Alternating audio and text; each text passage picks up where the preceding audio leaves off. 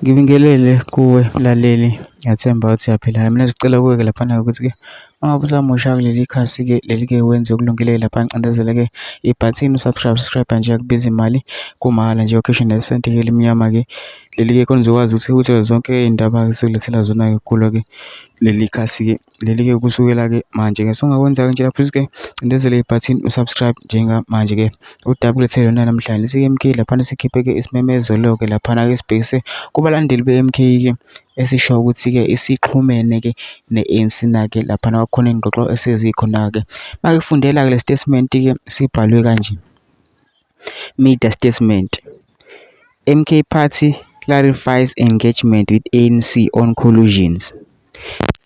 The MK Party confirms that engagements with the African National Congress have indeed taken place regarding the collusion discussions. A meeting is expected to take place soon where the MK Party will hear the views presented with an open mind, while firmly prioritizing inspirations of the South African majority and blacks in particular. We commit and reaffirm to engage only in the future of South Africa, which prioritizes the interest of people, especially the black majority who are poor, unemployed, homeless, and landless, against the interest of white monopoly capital and markets.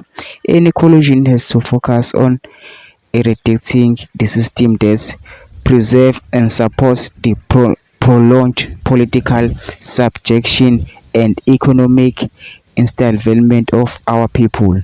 Inquiries, Nhlamulo Ndlela, Media and Communications.